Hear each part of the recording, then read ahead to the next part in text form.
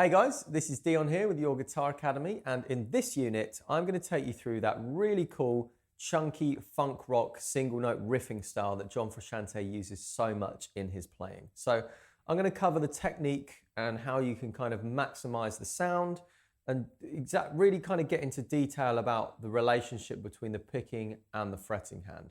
So in the first lesson I've written kind of a really simple single note, single string riff, should I say, in which I'm going to chat through the basic technique and really set you on the way for the rest of the unit. So grab a guitar and let's get going.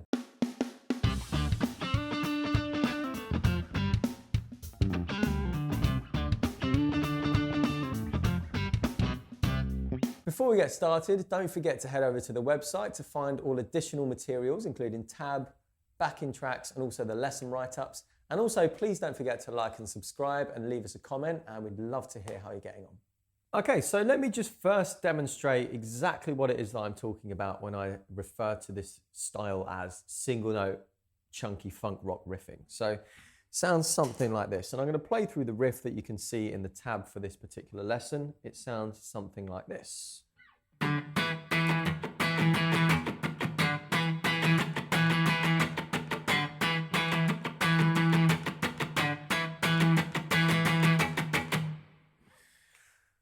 So, a couple of things at play here. So, what I'd like you to do actually is, if you didn't pick up on it there, is just go back and have a little look at the way that both of my hands were positioned and the way that they were moving whilst I was playing that riff, because it's a very different technique to if you were playing the notes just kind of as single notes, like this. Oh, bit of volume.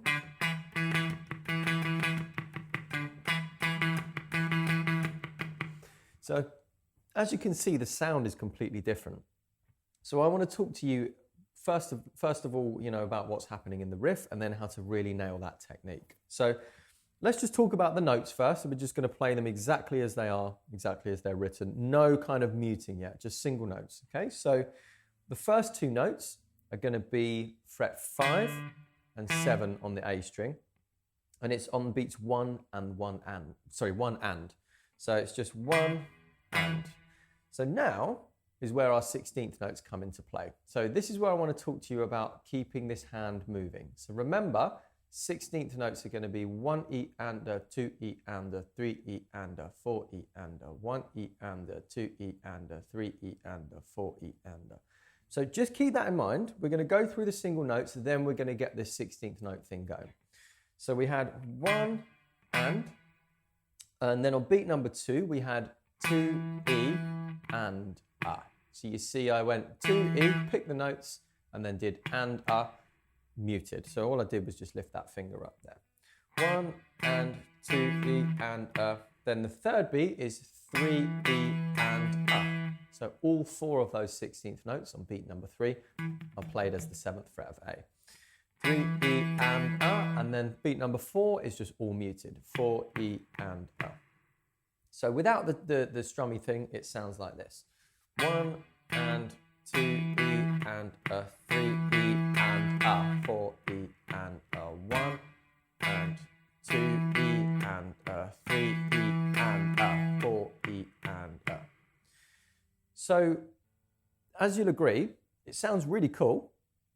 Or should I say, as I'm sure you'll agree, you might not agree, but I think it sounds really cool, but it doesn't sound really like the way John Frusciante would play. So that's why we need to talk a bit about the technique. So how we tackle this using that hard-hitting technique. So as I mentioned a second ago, it all comes down to this 16th note style of strumming. So what I'd like you to do is play along with me, just muted 16th notes. So I'm going to put the drums on at 60 BPM, and we're just going to try, in fact, now let's go for 50 first, because 50 is a good starting speed for 16th notes if you're not used to playing them. So remember, we're just going to want to be very loose with our picking hand here.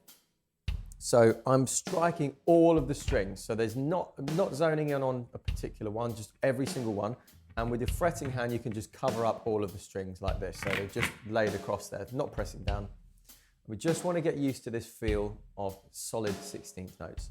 Drums or a metronome, absolute massive importance here. I always say that, but particularly for this style. So let's count ourselves in. So I'll count up to 4 and then we'll just start these muted strums.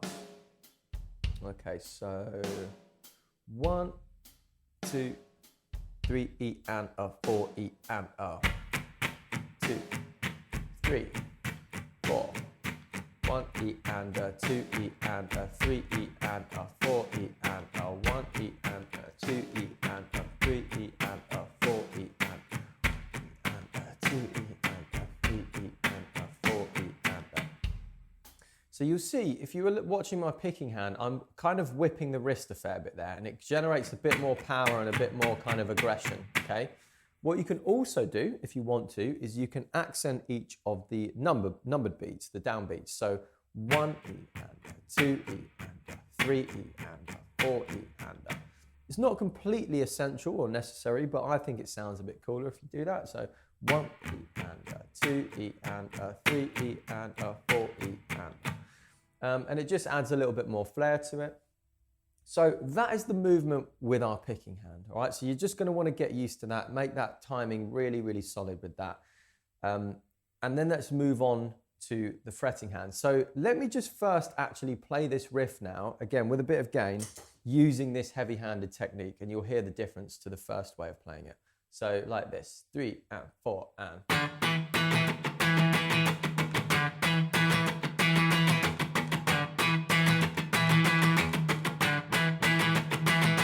And if I just go to regular picking,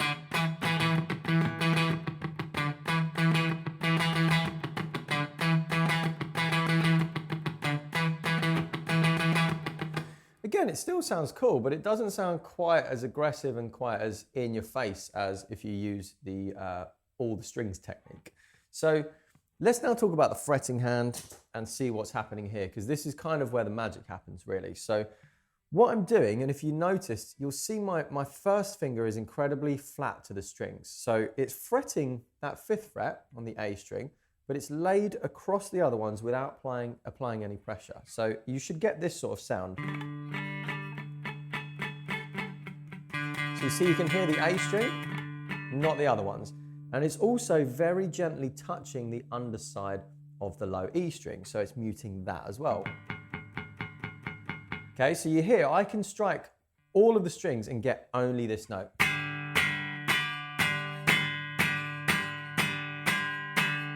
Okay, and the same thing happens when I move my 3rd finger up. That also is assisting this muting. It's touching on that low E, and it's laying across those as well.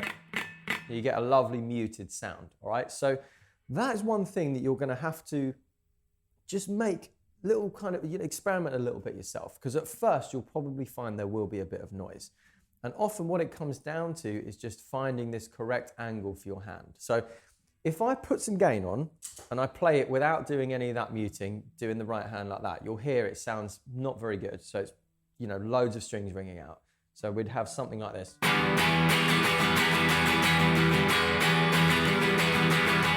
So it's just a hell of a lot of noise, okay? Whereas with the muting,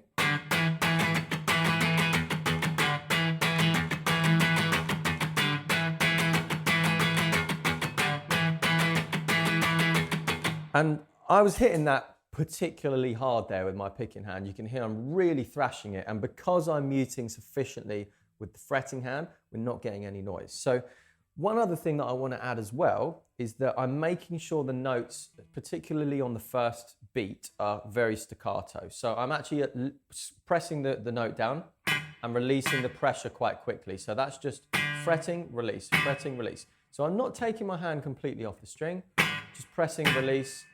It's kind of like if you sort of play reggae with like bar chords.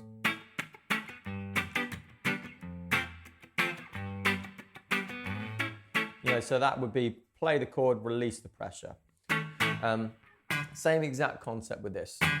Those first 2 notes, I'm going very staccato, very staccato. And it's a subtle thing. Press, release, press, release. So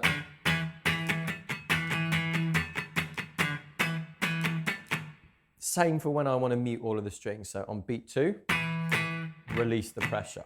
And then I get that nice muted sound. So let me just play through it again a couple of times for you, and you can try and play along as well.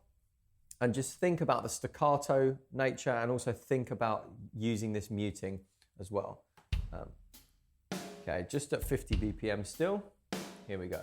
1, 2, 3, and 4, and.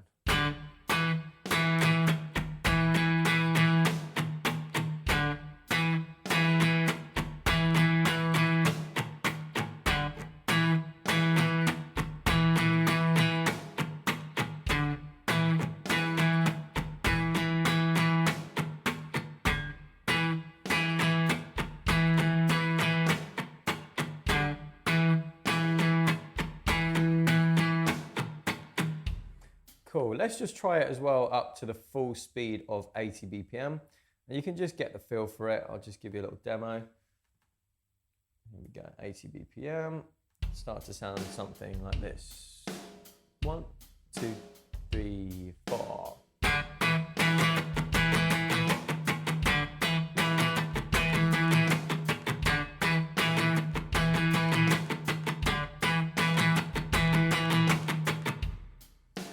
Yeah, so as you can see, that's a great way, you know, this is a perfect way to sort of just build this technique and build this kind of synchronization and relationship between your fretting and your picking hand for this sort of style, because that's really what it's all about.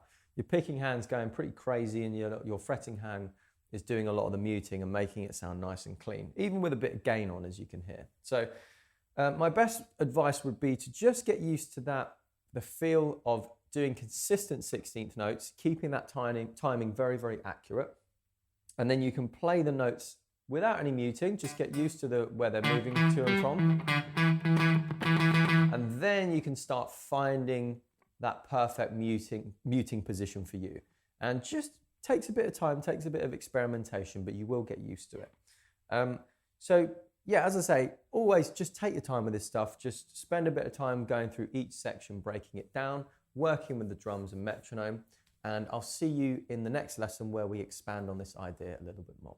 That's it for this lesson. If you want to go to the next lesson, you can click here, and if you want to go back to the beginning of the course, you can click here. And also, please like and subscribe, and also leave us a comment. Any questions, we'd love to hear how you're getting on.